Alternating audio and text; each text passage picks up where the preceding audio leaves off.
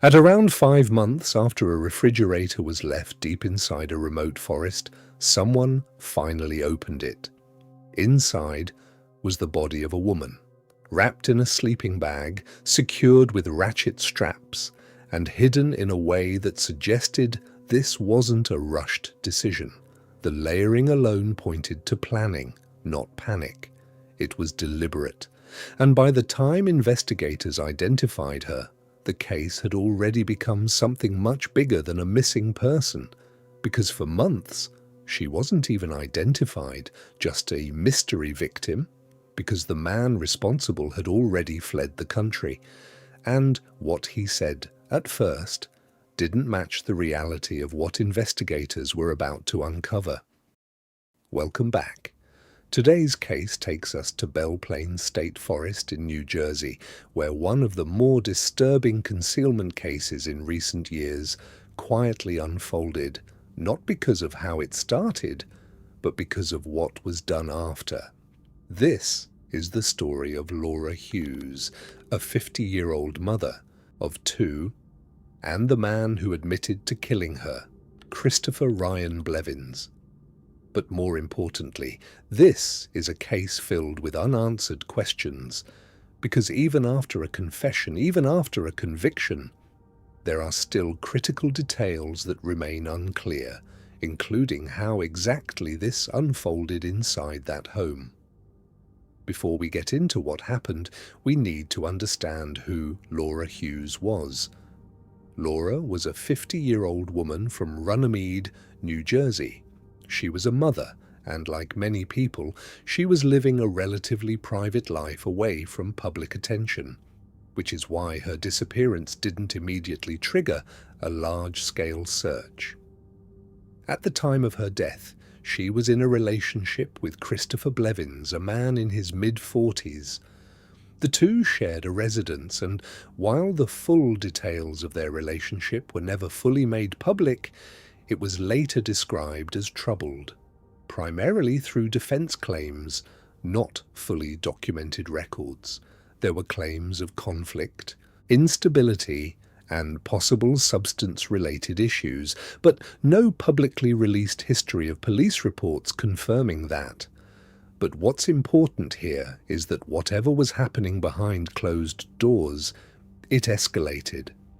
Investigators believe the killing happened sometime in July of 2024, inside that shared residence. According to later statements, Laura Hughes was strangled, a conclusion tied heavily to Blevins' own admission and affidavit reporting.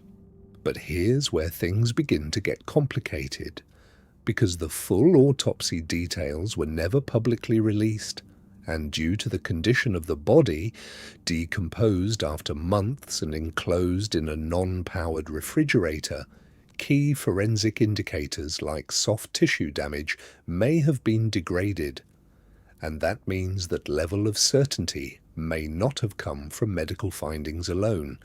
Instead, much of that conclusion appears to rely on what Blevins himself later admitted. After Laura was killed, what happened next was not immediate discovery. It was concealment. And not just basic concealment, a process with multiple controlled steps. Her body was wrapped in a sleeping bag, likely to contain fluids and reduce odor, then placed inside a refrigerator. That refrigerator was then secured with ratchet straps, stabilizing it for transport, and finally covered with a rug or carpet before being transported, adding another layer of visual concealment. This wasn't panic. This was multiple steps carried out over time. Around July 24th, 2024, something unusual was captured on traffic monitoring systems. License plate readers picked up a truck traveling through coastal areas in New Jersey. The truck was carrying what appeared to be a large object. That object matched the size and shape of a refrigerator. The vehicle was later linked to Christopher Blevins. And what stood out to investigators wasn't just one sighting, it was multiple, across different locations including Long, Beach Township and Sea Isle City. Different locations, different times. Which raised an important question. Was this a single disposal attempt? Or was he moving the body more than once, possibly scouting locations before choosing where to leave it? Then, just days later, on August 2nd, Blevins left the United States. He crossed into Mexico through Brownsville, according to travel records. At that point, Laura Hughes had not been publicly found. Her disappearance wasn't yet tied to a confirmed crime scene, and when Blevins spoke about what happened, he didn't tell the truth. Instead, he described something vague. He said there had been a violent incident. At one point, he even suggested it may have happened during a bar fight, introducing a completely different scenario. There was no mention of Laura, no mention of a home, no mention of a refrigerator.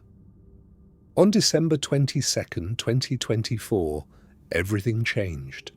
A man named John Tyrrell came across a refrigerator in Belle Plaine State Forest. At first, it was just an abandoned object in a remote area. Something unusual, but not immediately suspicious. But when it was opened, it revealed something far more serious. Inside was a decomposed body, wrapped, secured, and hidden. The condition of the remains made immediate identification difficult, requiring forensic work rather than visual confirmation. Investigators had to rely on forensic markers, including tattoos, specifically identifiable designs like a koi fish and a rose. Eventually, they confirmed the victim was Laura Hughes. But even the discovery itself raised questions. The individual who found the refrigerator later faced legal issues for refusing to provide access to his phone, which created uncertainty about the exact timeline of when the refrigerator had been seen and when it was actually opened, including whether it had been discovered earlier but not reported. It added another layer of complexity to an already complicated case. By January 2025, investigators had enough to move forward. Christopher Blevins was located and arrested in San Diego after returning from Mexico. He was charged with first-degree murder. And this is where his story changed again. This time, he admitted to killing Laura. He stated that he had strangled her, but even then, he minimized what happened. He claimed he didn't mean for it to occur. From a legal standpoint, the case became a balance between what could be proven and what could be argued. The prosecution focused on the evidence, the concealment, the transportation, the flight out of the country, seen as consciousness of guilt, all of which suggested awareness and intent. The defense, on the other hand, argued that the situation escalated during a conflict, that it wasn't planned, that it wasn't intentional. In October 2025, Blevins pleaded guilty to first-degree aggravated manslaughter, not murder, and that distinction mattered, because it meant the case would not go to full trial and many of the unanswered questions would remain that way, never fully examined in court. On March 6, 2026, he was sentenced to 17 years in prison. During sentencing, statements were made, emotions were expressed, including impact statements from those connected to Laura. But like many cases involving a plea deal, the full story was never laid out in detail in court. And that leaves us with what may be the most important part of this case, the unknowns. Because despite the evidence, despite the confession, there are still gaps. The full medical findings were never publicly released. The exact sequence of events after the killing is still unclear. Whether the body was immediately placed in the refrigerator or stored somewhere first remains unknown. The meaning behind a calendar found with marked dates leading up to July 24th has never been explained, despite aligning with the transport timeline.